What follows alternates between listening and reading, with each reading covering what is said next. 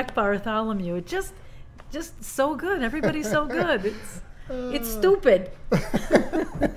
Stupid good. Everybody's stupid good. I don't know what to say. Hey, Zach. Hey. How are you? Good to see you.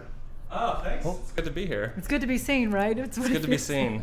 Yeah. I had the pleasure of doing a couple of interesting gigs with Charlie Colello. He ended up subbing sort of last minute for, Charlie Colello's one of the great arrangers in the business, and Zach came in and just basically sight read the thing.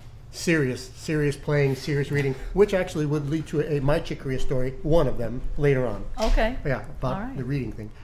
Anyway, Zach, it's so good to hear you, man. Oh, thanks. Yeah, I would say it's great to be here, but it's also terrifying to be here. It's like my two worst fears, or my one worst fear, I guess. It's being around a room full of like my favorite piano players, and then having to play solo piano, right, in front of those guys. Right. Well, you did them all proud. No, it's fun. Sure. It's a nice piano too. For sure, it is a nice piano. That's why we're here. So Jim can show off, basically. Now, when the guys are finished playing and they're going back there, is everyone like holding like 9.5, 8.5, or thumbs up and thumbs down? They're kind of like thumbs up, thumbs down kind of thing. Yeah.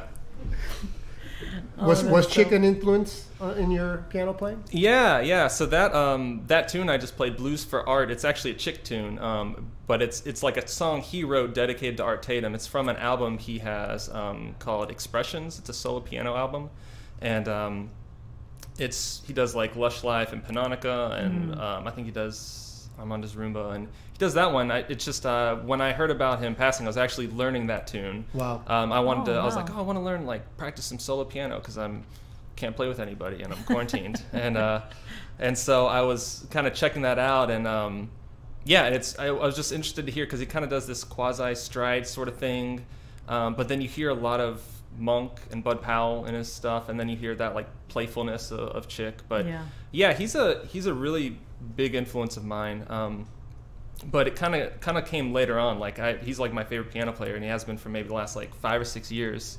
But even some of these songs that these guys have played, I've never even heard. He's got so much music out. I think my Chick story, I met him a few times and I got to hear him a few times. I heard him at the Arts Center with Gonzalo, which was amazing. They did a duo concert.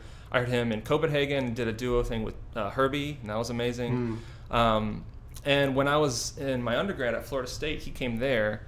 And at that time, I didn't really know who I was a jazz major, but I was just starting. I didn't know anything. I was terrible. And and Chick Corea came. He was doing a thing with Bell Fleck. And and he came and did a master class. And I was one of the combos that got to play for him. And I didn't know who he was really. And we like played, and I think it was terrible. And then everyone kind of clapped, and everyone kind of turned to Chick and looked at him, and he didn't say anything. He just kind of sat there, and the director of the jazz studies was sort of like, well, Mr. Corea, do you have anything to say to these guys? And trying to get him to, like, it's a master class. He's supposed to sort of critique you or give you some comments. He's just I can't help them. He was just like, good job, guys. And that was it. that was his feedback. That was my most of the interaction with Chick. I got to meet him also at the Jacksonville Jazz Festival. I did the piano competition there, and he was playing like the next night, and I got to meet him very, very briefly. Like after it was a throng of people that swarmed him after the concert, and I got to say hi and introduce myself briefly. And but yeah, he's I think hands down my favorite piano player, and just how creative he always is. And I'm still discovering, like, I feel like sort of the opposite of what you were saying. Like I've sort of started with his like acoustic stuff, and I'm still getting into his like Return to Forever fusion stuff. Okay. Yeah. And I have like all these weird like solo piano albums he did, and some stuff like his Remembering Bud Powell band, and then the further explorations where he does like Bill Evans music, and the Now He Sings Now He Sobs stuff, which is all great. But I remember when I was first listening to his stuff, I was really into like Oscar Pedersen and Mach Mal and Wynton Kelly, really straight ahead stuff. And I think my professor played me Now He Sings Now He Sobs, which is one of my favorite albums now. But I just remember hearing it at the time, and I was like, what are these guys doing? I don't really like this. I don't get it at all. And now I'm like, oh my God, this is my favorite thing ever. It is amazing how and that's why I guess that's kind of the appeal for education, music education in general. But it really is amazing how, how I guess your taste in music changes, as your ear changes. Yeah. And how much you can understand. Like, I felt the same way as everybody when I got to U of M. It was really at a time when jazz education wasn't huge in high school. That came now, but everybody talked about Pat Metheny, and I can remember my first semester at U of M going and hearing American Garage, or something, and I was just like, I don't, no, thank you.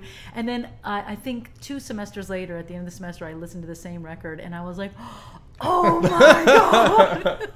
Right. So it's so interesting just how we grow as our ears grow, our hearts grow. I don't know what it is, but it's amazing. Yeah, so, it is. So cool. I have a really funny, very brief, because I know we're running late, but my Wendy story, meeting you. I think we played a gig at Ball and Chain, and it was a super fun gig, and we hit off. But I remember you're like, oh wow, what an honor it is for you to play with me, and you're like joking around with me the whole time. I was like, oh my God, I can't believe I'm getting to play with you. This is amazing.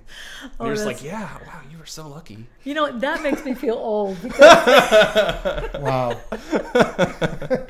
But it is totally something I would say as a joke. As a joke. Yeah, I know, it was a joke. It was fun. But yeah, you're a blast to play with, and may we play together very, very soon. I hope so. Yeah, both of you guys. Yeah. Yes, please. Yeah. Yes. For sure. All right, Zach Bartholomew, the amazing Zach Bartholomew. Thank We you will guys. see Thank you you, Zach. soon. Thank you.